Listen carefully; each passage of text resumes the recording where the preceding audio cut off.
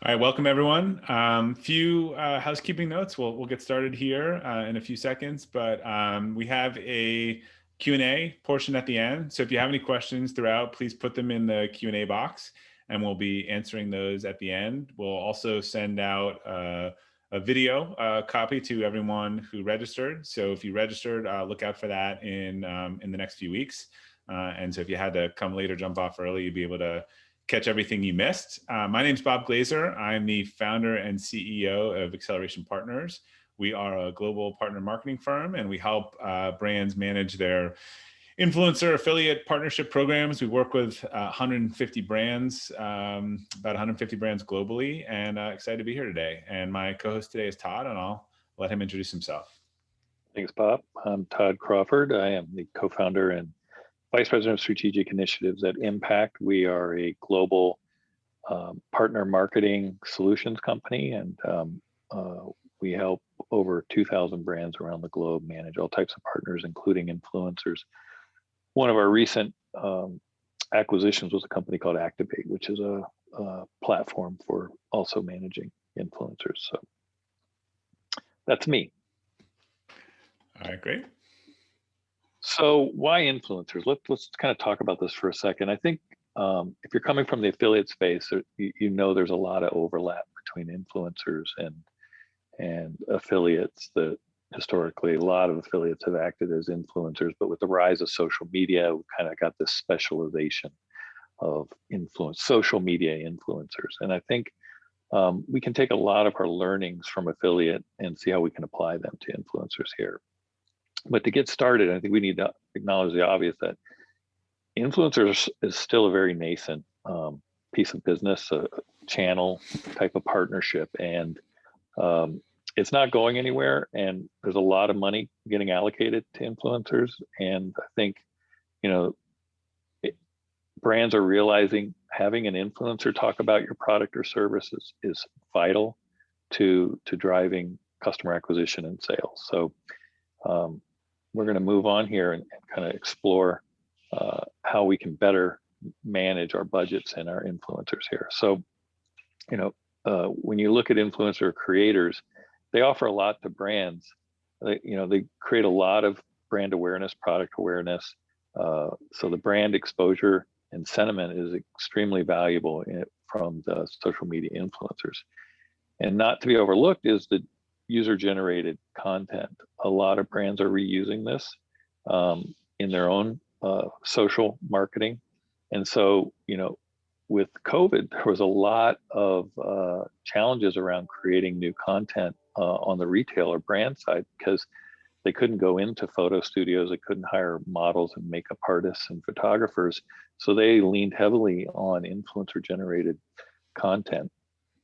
And I think when you think about partnerships with influencers, not only is the content a big upside in the top of funnel branding, but you're also getting a lot more intent and influence to buy from you versus your competitors.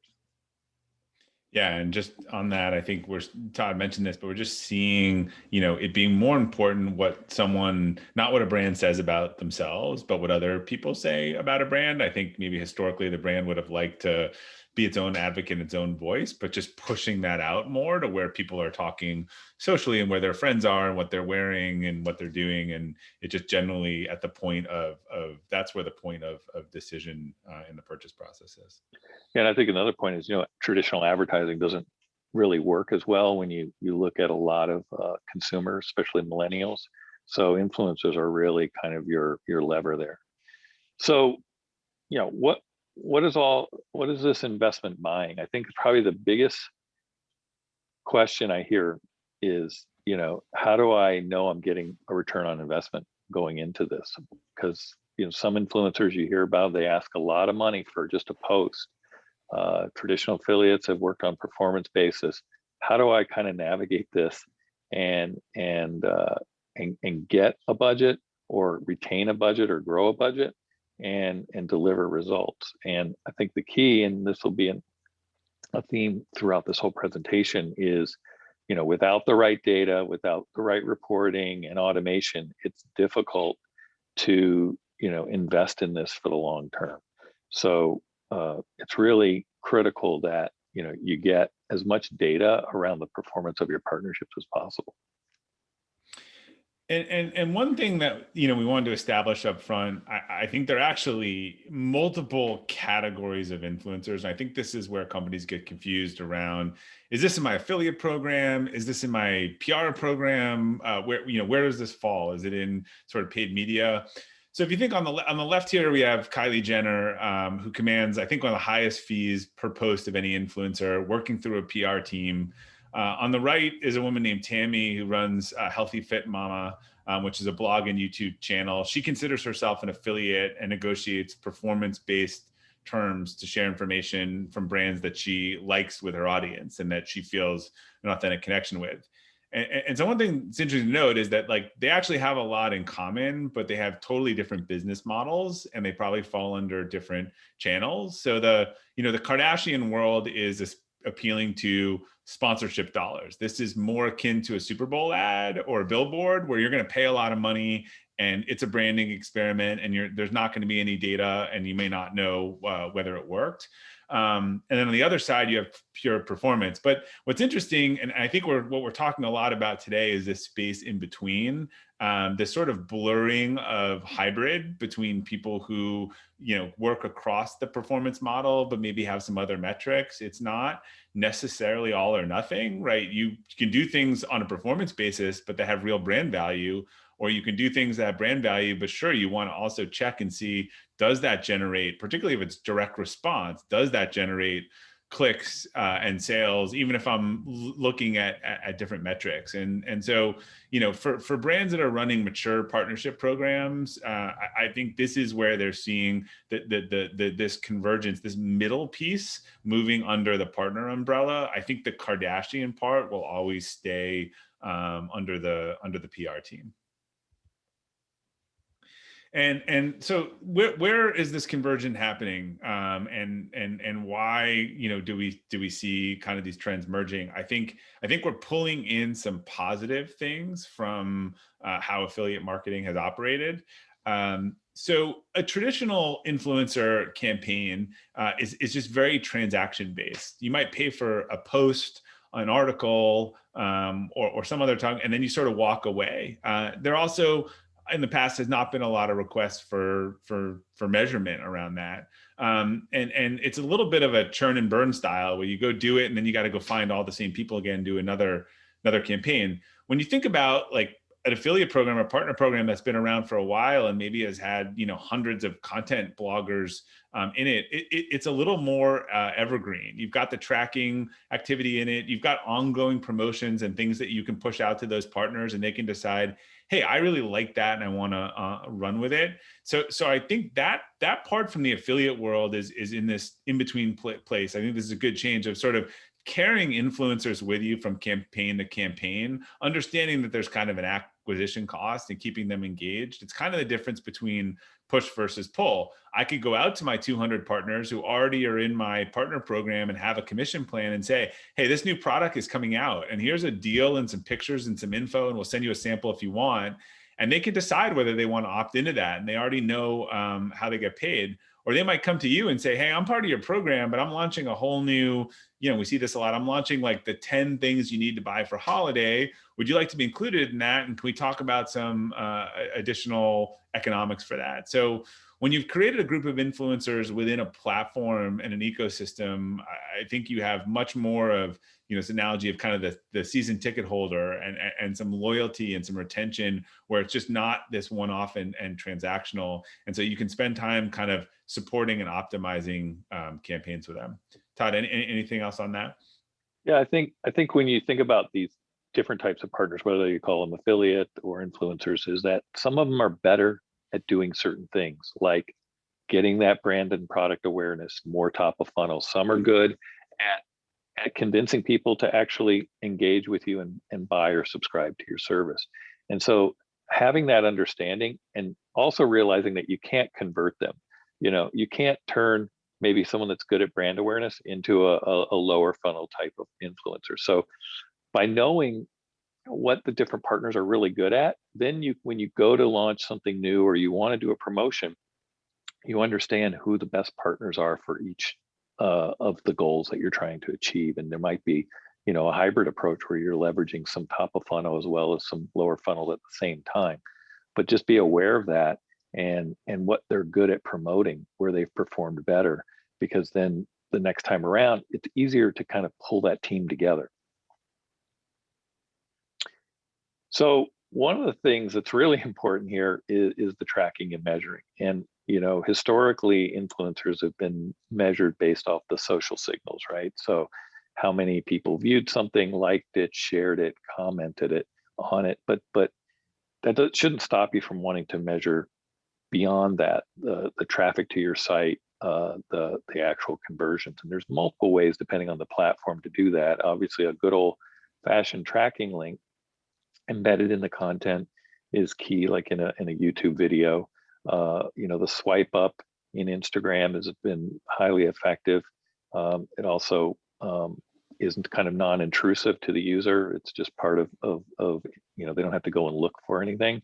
You have the link trees and bios and things like that, which there's always going to be some breakage there, so you kind of have to take that with a grain of salt. Promo codes are really powerful. You can use vanity promo codes. So Todd 15 gets people 15% off, is a good way to give me something of that connects to my brand even after the fact. And then unique landing pages, retailer.com/Todd. And again, all of these enable much better tracking to the conversion event, and they can be used in conjunction. Like you can have a swipe up and a promo code and be in the bio and the link tree and have a unique landing page as the tracking link. The more you can layer these, the tighter you can get your tracking to work.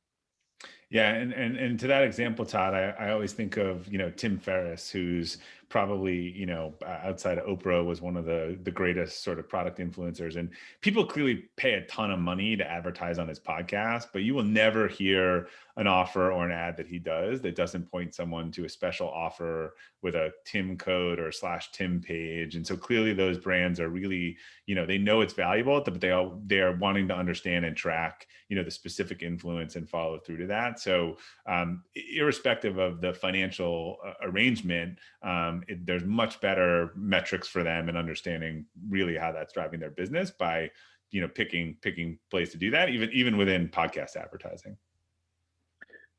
Yeah, and when you're tracking to conversion, right, you don't want to see it in a siloed influencer platform that's only showing you what the influencer did.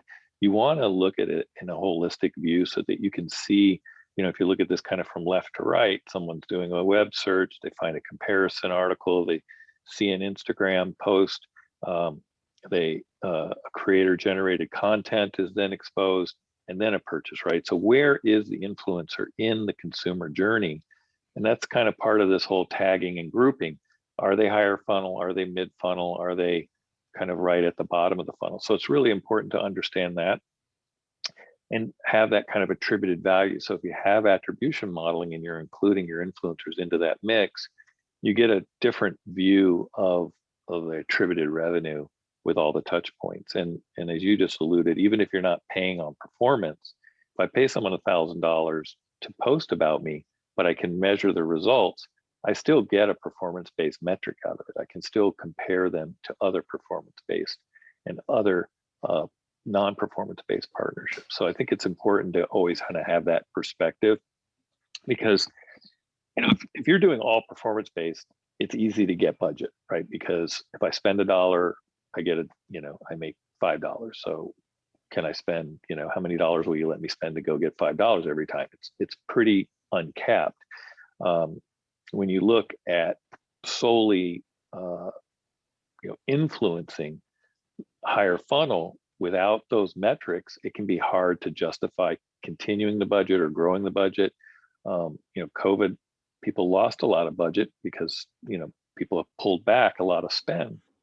And if you're trying to get that back, you've got to be able to measure it more accurately to justify it. I think people are a little more skeptical coming out of COVID on where they're spending their money and how it's working. And don't be afraid to realize that this partner isn't working out on a performance basis because the metrics point to this post is not performing well. It's not. I think communication is key here too, right? Like going back to an influencer who wanted 10 grand for a post and saying, I only generated $10,000 in revenue, right? That's not enough, right? So we've got to either negotiate the price or figure out how to make this work better, or part ways or come back to another opportunity. But the main thing is getting that broad view. The more data you have, the more you can work with it. Yeah, and this is where there are these different flavors of influencer. So as Todd was saying, like knowing what your expectations are up front, because some things, you're going to need $3 on a dollar return because of the budget that you got it from, and others it was a media budget, and 50 cents on the dollar is great if they see themselves sprawled across the site or in an email. So this is why the multiple different flavors need to be really clear about the expectations. In fact, what I expect to see folks like Impact add to their platforms is, I actually think the performance space has undercounted its reach metrics forever. So we're only measuring performance, versus if that person got a blog post positively about a new product launch out to 10,000 people, there was someone else in the company that would have paid a lot of money for that. So this is a very tricky piece of it, because the different budgets and different groups have a different way that they'll look at the same spend. You bring up a good perspective here. I think if you're more in the performance-based camp, or would love to have everybody in performance, you've got to be careful there, because there is a lot of value in those social signals. And sometimes like a one-to-one return on ad spend, right? I spent $1 and got $1, but look at the social signals, right? Look at the branding that we're creating and awareness. There is value in that. So don't get so hung up that if it didn't perform as well as a performance-based affiliate type link, 10% commission or 8% commission or whatever your typical target is, you've got to kind of weigh all of that exposure and in your justification, right, and in your presentation internally. So, how do we win in this moment? I mean, it's still nascent, and again, you see people concerned, like, what am I going to get in so deep that I'm spending a lot of money and I'm not able to justify the revenue. So what we're going to do now is kind of go through some tenets of influencer program management that will help you establish more of a winning strategy going into this. And the first thing you want to think about is this whole life cycle of managing a partner. It's not, hey, I think you're a great influencer, promote my product, here's $1,000, and we're done, right? There's a whole life cycle to it, and a lot of this needs to be automated. Most teams are pretty lean, even with big budgets, and even if they're leveraging an agency. So you want to be as efficient as possible. You want as much technology helping you and automating things so that you're freed up to do the relationship building, the analysis, and the engagements, right? More of the revenue generating activities versus the administrative. So, the first thing to consider is, you have to think not only about yourself managing influencers, but of your influencers managing themselves, of the talent agencies that manage the influencers, of your agency. So you want to choose a platform that they all will be able to use and get value out of. So you want also a tool that can help you discover and contract with these types of influencers. It's sometimes very difficult to figure out who should I be working with, right? So a lot of platforms have done a very good job of kind of collating and helping you understand how to find the right match. And then obviously being able to contract with them versus sending out a PDF that everybody signs can be very time consuming. And it also takes a lot more time to then reconcile what you're supposed to pay them at the end and submit it to finance. So you also want to be able to pay through these platforms. You want that system to be able to calculate it, either just the pay per post or a hybrid of pay per post plus performance or solely performance. And then for the tracking, you want to be able to create and automate vanity links, vanity codes, and just general tracking links, so that you're easily giving the partners more of a self-service environment, as opposed to always having to feed them everything through lengthy emails and things like that, where it can get lost or they didn't copy the right link. Again, creating more of this automation and self-serve for all of the people involved is really key. And then, looking at, and this has been done in affiliate for quite a while, is having these influencer sub-networks integrated. So you're really dealing with a super influencer who in and of themselves is managing a subset of influencers. So you still only track one partner, but you get the sub IDs in there, but you also only have to write one check, and then they take care of paying and managing those partners for you. Do you have anything you want to add there, Bob, or no? No, sorry, it was not advancing. I think you double advanced. Sorry, I did. I made up for it. Yeah. Well, again, we want to make sure that we're not creating a ton of manual work. Every time you pick up the phone and talk to somebody, that's not documented anywhere. That's hard to remember. There's room for error and breakage. Emails get out of hand. You can have these long threaded emails with instructions and confirmations and things like that. A lot of these tools have all of the communications built right into it, so you can discuss what you want to do. All the disclosures are reinforced, all of the timing, everything is all through the platform. Previewing the content and approving it, things like that, is much easier through a tool than Slack or instant messenger or email and phone calls. So again, trying to automate to make your job easier, because when you have dozens of influencers trying to launch a campaign and sync them all up, you can't be communicating them all in disparate methods. We had a question I saw pop up. What's been holding back the growth of influencer and affiliate, and what changes do we see ahead?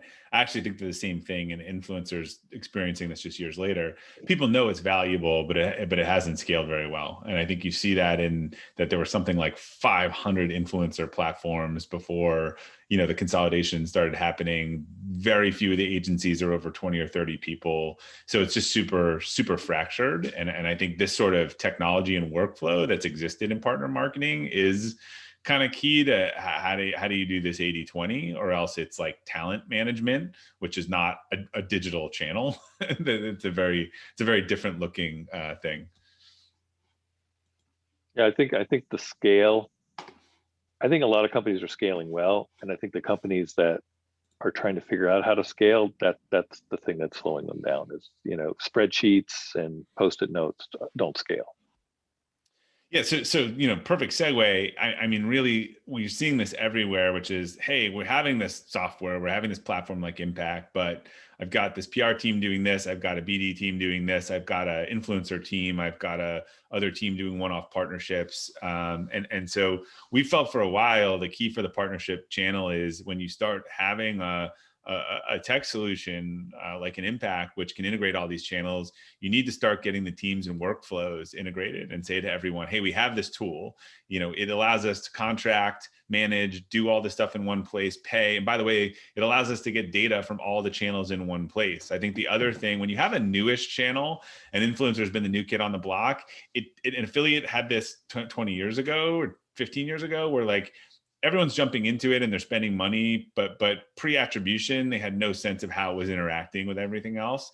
I think influencer got a free pass 4 or 5 years ago, where it's like, hey, here's some money, do this, and it seems like it's working. But now it's another channel in the attribution set, and you got people that fighting over budget. So the key is to get these teams integrated on the back end. If you're using one platform, the team should be integrated, whether it falls under partnership, it falls under marketing. Have everyone feel like they're rowing the boat in the same direction on this, and they're not multiple people doing the same or different things and fighting each other for attention and budget. Yeah, I think the last thing you want is two different teams reaching out to the same partner influencer. That just creates confusion. You can end up paying more than you should have Yeah. right? Somebody calls and says, "Hey, I know we'll pay 10 grand," and you would almost negotiated a performance-based deal, you know. So And that's where I think we've seen teams deploy the 80-20 or 90-10 with PR and say, look, you've got the 20 Kardashian Jenner type people where we're going to pay big dollars in PR, and we're working with their, their agent or their broker. And I'm going to take the rest of these and put them on a platform, and they're all asking for free stuff. And we're going to measure and track and see if they actually perform. And it just much better for the medium and the long tail. And so similarly, the kind of the pieces that you have to unify here are the communication between the teams, visibility between the data. Are you having multiple influencers in the same transaction? Are you starting to see that they're ones that are open doors and close? And what are the results? Like, how are we looking at paid placements and what ROI we get? How are we managing performance? Is our goal with this budget and this influencer, 50 cents on the dollar, $3 on the dollar, $1 on the dollar, based on that we're getting something that day, or we're getting a brand presence or a social signal that's important? How are we paying them? A lot of these 500 or so influencer networks that came out initially did not have integrated payments. Becomes a huge pain to start sending people money via PayPal and other means and tax forms. And I think the nice thing about working with 1,000 people and $10 per post is the scale, but then that becomes an administrative nightmare to manage. And that's, I think, why you see actually a lot of influencer networks. And we're working on some projects with Creator IQ, and Activate is obviously now native to Impact, but Creator IQ has done a big integration. A lot of these platforms, as Todd was saying, they're saying, look, we've got traffic, but we understand that you want to manage, track, and pay everything in one place. So they're all integrating as fast as they can with platforms like Impact. yeah, a lot of the influencer platforms, I mean, they don't want to handle payments either. Payments the are brand doesn't. complicated. It's It not. isn't. Yeah. Yeah. There's an investment there for sure.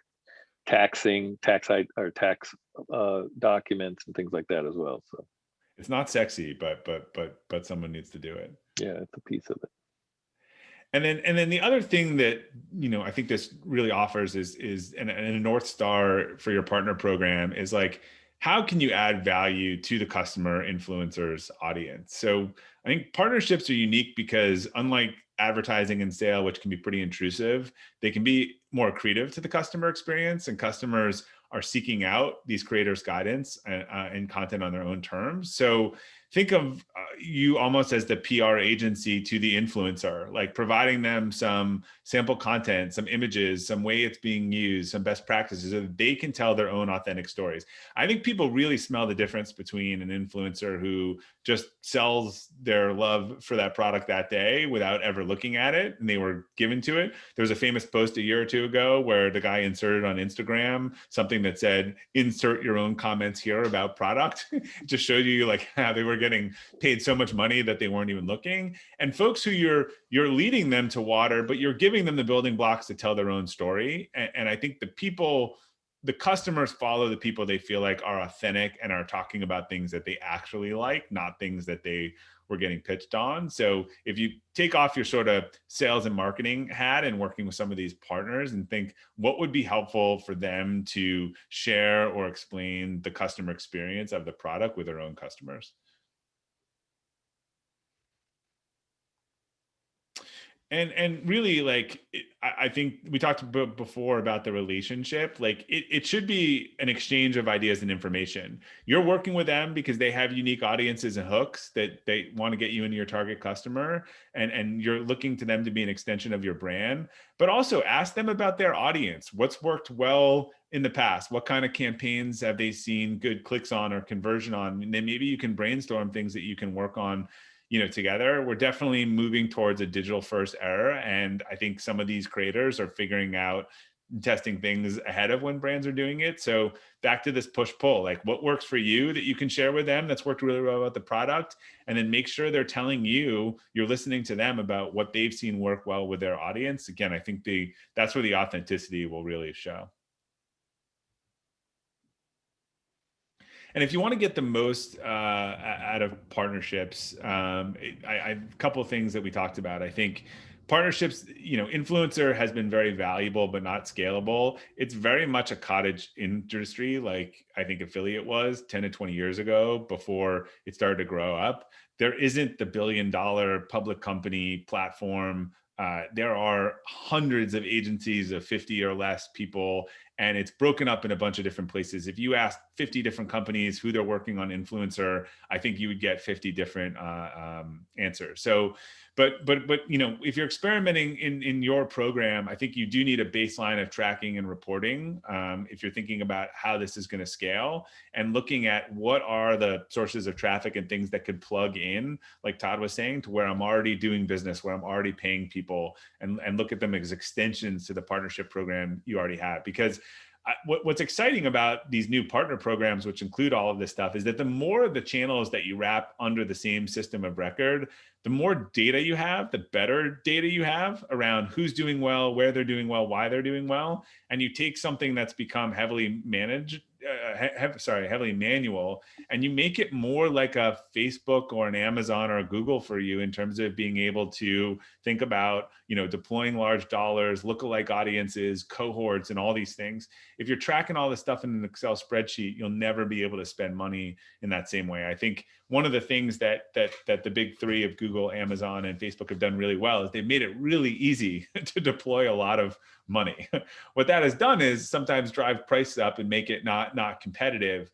But that's been a technology play of letting you deploy big budgets. And it's been really hard to deploy big budgets amongst large groups of micro influencers.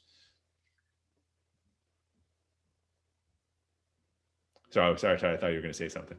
I was gonna, and then I thought, maybe I won't. I saw it coming. I didn't know if you're on mute. I was inhaling. I was like, maybe. Well, I was gonna say is, when you're doing your own social media, I mean, like you said, Google, Facebook have really made it easy to plug that machine. It's like a slot machine, right? It's just, they want you to constantly be pumping it full of money, boosting posts, without a lot of real insights into how well that's actually performing. So you definitely want to look at partnerships as an alternative to kind of plugging the slot machine. When you think about partners, the house always wins when you pay the slot machine. If you play it long enough. Definitely the odds are in their favor. Something tells me, house odds there. But when you think about partnership priorities, I think a lot of people get so focused on, when they think of influencers as, Kylie Jenner or large influencers that demand a lot of money and maybe aren't as authentic. But there's other influencers, every influencer, now how big they are, wishes they were Kylie Jenner. At least they wish they got paid like she did. So, there's always that desire. But a lot of influencers start as affiliates or get comfortable staying in that bucket because they can drive performance. But beyond kind of where you would look for traditional affiliates, I mean, there's other types of partnerships that can fall into this bucket. There are people who are subject matter experts. They're not necessarily branded as an influencer. They're just really smart, knowledgeable people about things, and they're putting a lot of content about that. To be able to create a partnership with them would be something that could be very valuable. Or some of your most prominent customers, right? That maybe they do have a voice out there, and reaching out to them. It's not always just trying to find the influencer that is branded as an influencer. Like we said at the top of this, a lot of affiliates consider themselves affiliates, but they're just as much an influencer as a Kylie, right? So it's just really trying to make sure that you're looking in all the right places for where these partners can exist. And that's why I always look at it as a partnership channel. Influencers are a piece of it, affiliates are a piece of it, other brands could be part of that. There's a multitude of opportunities, including your own customers. Yeah, there's a group out there that, there's a whole group that controls communities too, right? They're not influencers in the Instagram sense, as you said, but they control a community of 50,000 or 100,000 or whatever that topic is, and they have the ability to go to that community and talk about whatever they want to talk about. Yeah, sports is a good one. If you're a Patriots fan, there are plenty of places where you can congregate with other Patriot fans, and that's a perfect place to get in front of a customer if that's your demographic or type of customer. So, or your products match their interests. And we've talked about this, I think, ad nauseum, but it's because it's so important. Track and measure everything. So if you get way focused on the performance end of it, you might miss all the other data that you could be pulling in, because it paints a much better picture. And I'm a fan of having too much data, because that way, if someone asks me a question, your boss taps you on the question and goes, hey, with this one influencer or all these influencers, how many of these do we have of that? You go, well, we don't track that. You don't want to have that as I can't answer that question. So having the data, even though you're not asking the question, is kind of a comfort, because if somebody does want the answer, you can get it and you have it historically. Certainly can come up as a question, and then you can start tracking it. But it's always best to kind of take in as much data as possible. And then, optimizing for returns, whether you're paying on a post, paying on a click, paying on performance, or some type of hybrid, you should still try to measure everything to, this one, both ways. Like, even if you're doing performance-based, how much did that cost me per post? How much did it cost me per click? How much did it cost me as a percent of sale? So if you can measure that all three ways, when you're talking to a partner, some partners look at cost per click, meaning how much do they make when they send people to you? And that's how they compare all of their engagements. Some look at it solely per post. So if you have your narrow view of performance, you might not be able to have the right conversations with them and speak their language. We talked about automation to improve relationships. I think you want to create automation, because if it's automating your job and automating some of the work that the influencer has to do, that's work they don't have to do as well. That can help with your negotiations as well. And then trying to, again, free up as much of your time to be engaging these partnerships, right? And figuring out how to get more of them, how to go back to those partners. That's where the real results derive from. The administrative stuff is kind of just part and parcel of it. So the less you have to actually do of that, the better. And then, the shared insights and processes are really key here when you have different teams doing different work internally and you have different types of partners. You want to be able to communicate across your internal teams that you're all looking at the same data. You have clear, engagement rules, like if the influencer has this many followers, it falls in this bucket, or if they're on this platform above a certain number of followers, they're in that team's hands, so that you're never talking to the same partner across teams, or trying to engage the same partner through different teams, but also having that communication skills and process of how to inform your partners of how the campaign performed is critical. It's critical to getting them to work for you again and in your negotiations. And you should always document how you got to the cost for that particular post, so that if you engage them a month later, you're not trying to remember it, right? You can forget how you got to that pricing, and you can use that to get to that pricing again, or even better. And then we talked about this, Bob, you did in particular, but putting your and your influencers' common audience first. This should all be about driving value to the consumer. They're consuming this, right? They're consuming the social media. This is voluntary on their part, right? They're having a nice day. They're checking their social media. They're going and looking for reviews and recommendations. So, that's really the perspective that we need. It's not all about the influencer and all about the brand. It's about the consumer interacting with those two at once. And if you kind of keep that in the forefront, like what's going to resonate best with the audience, as opposed to, giving free products to an influencer that they're going to like that product, but how's that going to translate to the consumer's perspective? Right? That's really, I think, the most important.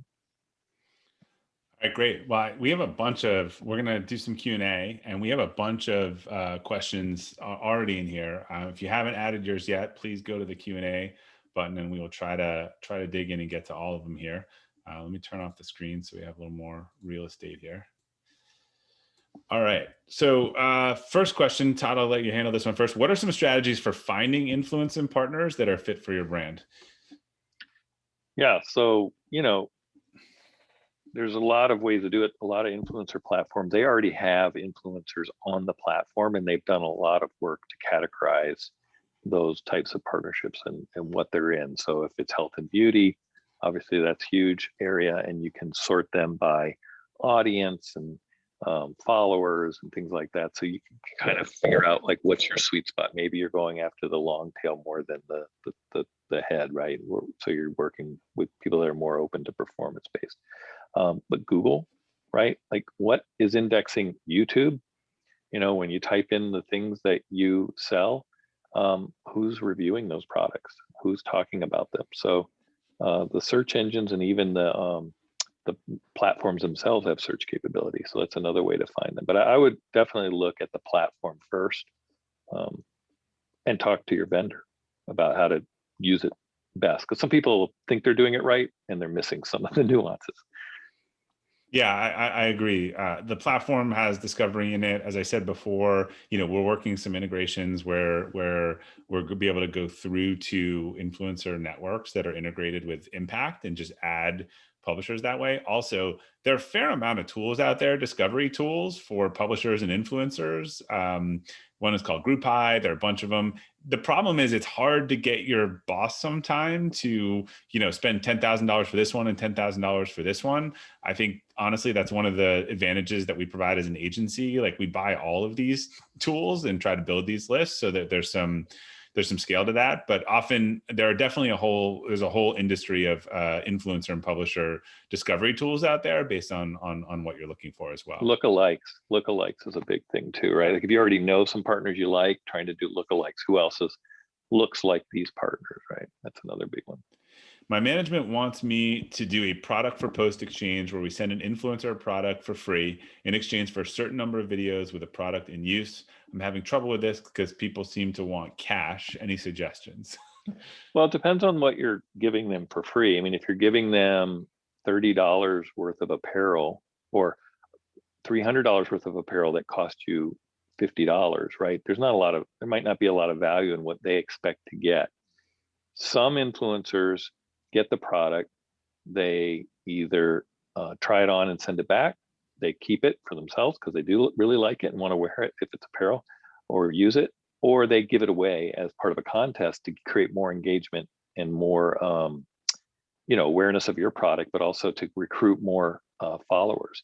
So it really depends. If you're giving away a laptop, that could be more value than what it would cost to do the post. So you may want that product back and you do want to pay them cash. So it really depends on your product or service, what you're giving away. But it might end up having to be a hybrid. They may not want the product. A lot of influencers have product coming out of their ears. They don't need any more product. I mean, they'll review it, but they don't want to own it, right? Yeah, I think this is also a fundamental question of supply and demand, right? There's some, I think if you're going micro influencers, they're very happy to have a product if it's related. If you're talking people with a huge following who have a minimum thing, then they get more product than they know what to do with. So they're probably more in the pay to play sponsorship model. This is an interesting one because this goes to something we talked about. I'll grab this one, then pass it to you. I'm curious if we can really consider influencers as revenue generating tactic. Traditionally, they've been used for brand awareness. To the performance-based models, a new way of thinking for many people who are managing influencer campaigns. So yeah, this is the core of a little bit what we were talking about. Like, look, for years, there have been bloggers before social media. I think people correlate social media with influencer, but there were bloggers who had blogs that wrote about products and things and otherwise, and it was all performance-based, and they were all affiliates, and there are a bunch of social media people who do it. I saw before Scott from Brain Cycle was on here. We know that they have massive groups of people who run communities on Facebook, and they work with brands 100% on a performance basis and convert like really well. So I actually, this goes to the core, like left, right, and middle. I think there's always been the PR influencers. There's been the ones, who really, grew up in the performance space. And now there's this kind of hybrid in the middle that people are trying to figure it out. But I think for sure there is no doubt in my mind, there's a large group that's grown up on performance and conversion, and they know how to do it. And that's where a lot of the budget is these days. So other people are getting good at it. A lot of, publications now are acting as influencers. I mean, CNN publishes, top 5 chef knives. It's a list that they've had their editorial team review chef knives, and they say, here are the top 5, and they have links. They promote that in their social channel that CNN does, and Twitter. Hey, we got an article on top 5 chef knives. So you're seeing a lot of blurring, and I think it can be frustrating because who is really an influencer, who is really an affiliate, who is really something in between. I think that's why I dislike partnerships and having a partnerships team and rules of engagement for the types and sizes of partners and what kind of budget and value they can provide.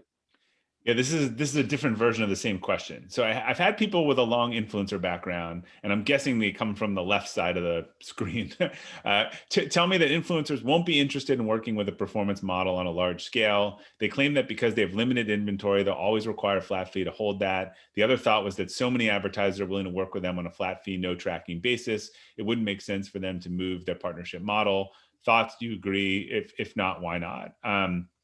Again, this all depends. I always, any sort of bold claims in the space of that truisms, all have gradients. One thing I will say is I think influencer got a free pass for a while. The new channel tends to. There will always be fixed place influencers, these high end big ones. But a lot of people did those fixed place things and didn't make any money. And frankly, it was the first thing that people shut off during COVID was the fixed place stuff. So if you're looking at where the budgets are coming from, they're coming from the D2C, performance-based teams. I would just say follow the money. I think that the pressure on the influencer community is actually probably to move more towards performance. Not that the whole segment will, but I don't think the trend is towards untracked fixed placement at all. And I'm sure Todd has some thoughts on that. Yeah, and I think a hybrid or even a zero commission tracking link and codes can help you understand in the first engagement, is this worth optimizing? But I've seen advertisers go back to partners, and it depends on the type of partner. If you're a YouTuber, you're crazy not to have performance tracking links because your content is so evergreen. When I post an Instagram, it has hours of life. So tracking performance versus branding, okay, I can see that argument. But to talk to a partner who's doing a review of a product or a how-to, a DIY project, and they've got the links to where to buy them, that's evergreen. That content, I watch 7-year-old videos. I had to take my Dyson thing apart to clean it, the floor head. I knew there would be a YouTube video. Boom, showed me exactly how to do it. And they had links below to the products and other things. So, I think going to a partner and being able to show them after the fact, here's the engagement we got from a performance basis. Here's the actual revenue that we were able to track. We can maybe give you some fluff there on some lift, but you know what I mean? You could be showing them that they're missing out, right? You would have made, I wanted to do 10%, you would have made $10,000. Instead, you charge me $2,500. I think now, I probably would never tell them so that. Right. I think influencers are so associated with this sort of fashion social media. It's almost like, think about who are people with influence, right? Or who are pages with influence, or and you start to think about that differently. Look, as Todd said, the big media sites are going full in on performance. And I think they're learning if they control the merchandising, then, they're in control of where they make money and how they make money. Todd, there was a question here said we use Impact for affiliate. Can you share more about the influencer platform that Impact recently purchased? Yeah, so Activate, it's separate, although we have integrated a way where you can see Activate as a partner in Impact and actually pay through it. So again, creating that automation of those workflows. But they have, it's very much like Impact. It's a SaaS product, and you can use it to identify. They have hundreds of thousands of influencers who have signed up, similar to an affiliate network, and they're categorized, et cetera. So you can identify them. You can, again, put together. What's really cool is that you can survey, and that's something we didn't touch on, but surveying influencers to see if they're the right fit, right? So you can create a whole bunch of questions and you can put it out to dozens of influencers and then get all those answers back. And that helps you better understand, as opposed to trying to call each one and have that conversation or send out all those different emails. Just use the survey tool. So it's got a lot of these workflow automation things in place.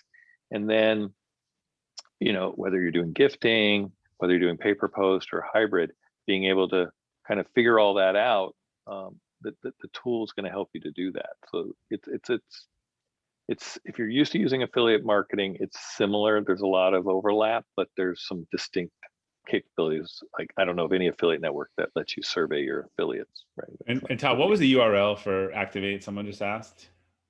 Activate.com, I hope. Okay. I want to check before I put it in. I better check myself. I mean, I just always think I know what. Oh, activate.social looks like someone. Oh, that's right. You're right. You're right. Yeah. Activate.social. I know it sounded too good of a URL. All right, we got a bunch here. Is there a special strategy we consider for influencers when selling a service rather than a product? Well, it is different. I mean, it's sometimes harder to get people to use that service unless they're like subject matter experts or that's a product they're interested in. I can review a shirt whether I want to wear it or not, or will wear it.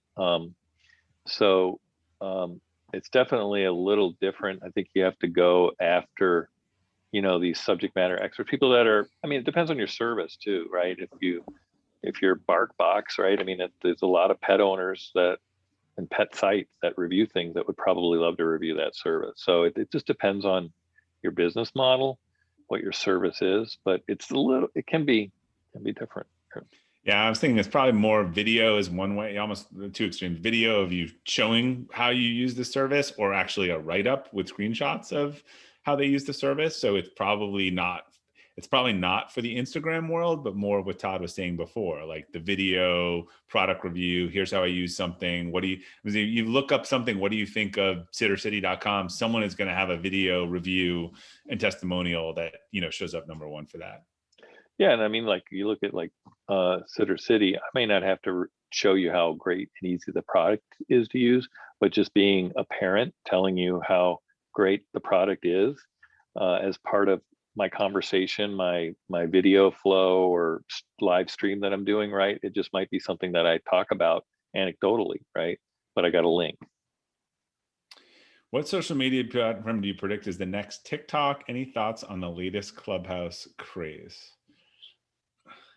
Well, I always sign up for every social platform because I want to get. When Todd signs up, it's over. By the time he signs up, you know that the peak is over.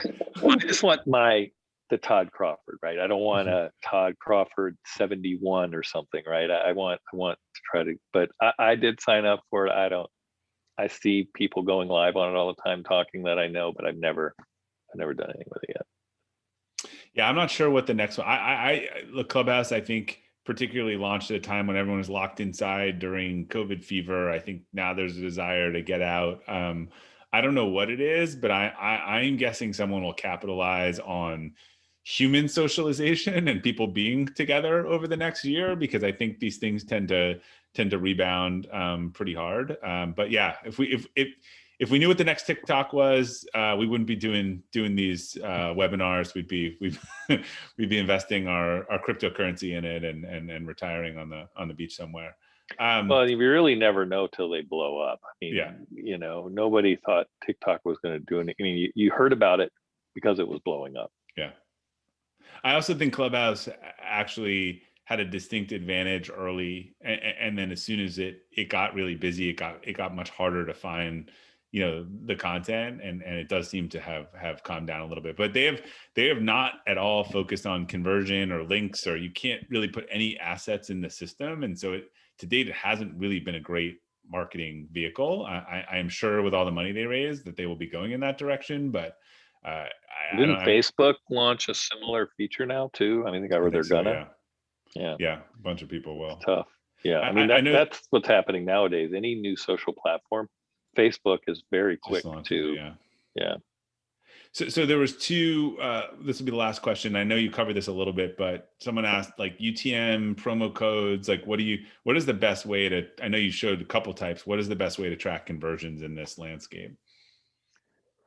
Yeah, I mean, more ways per post is best. Like, as I said, an actual affiliate tracking link. Like you can go into your affiliate network, sign up as your own affiliate and call it an influencer and just use sub IDs and hand out the same link to every influencer with just a different sub ID, right? I mean, that you can do that. So, or you can have them sign up or the platform can provide the link. So it really depends.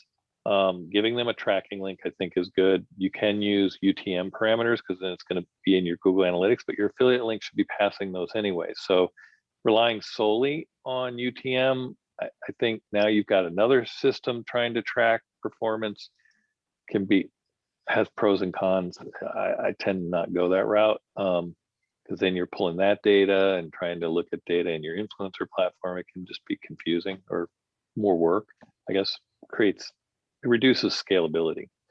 So, promo codes work great, especially like you talked about earlier, certain podcasters and Instagrammers and YouTubers are really good about having a very consistent way of saying how you can find what they're talking about. Like people already know where the page is or it's in the bio and they're going to a page of all the products they've recently reviewed. Some people do that too. And all those have tracking links. So, I think, I don't know that one is the holy grail over the others. Right. It really And just depends on so the simple, platform. I think you said too, offer on a landing page, like my Tim Ferriss example.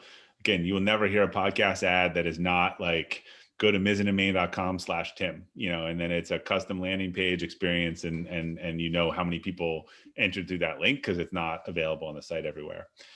All right, we're going to wrap up. I see the last question. I covered this in the beginning. Can we get a link to the recording? If you are registered for this, you will get a link to the recording as soon as it is ready. My guess is it'll be in the next, I will say, 2 weeks, just so I don't get yelled at by our teams who are working hard to get it produced behind the scenes. But yeah, you'll get a recording. If you have any questions, please reach out to our respective teams at Impact or Acceleration Partners. We're happy to have a discussion, see how we can help and to help you try to make sense of this whole new and interesting part of the partnership space. And thanks for all the great questions and your attendance, and stay safe, everyone. Thank you.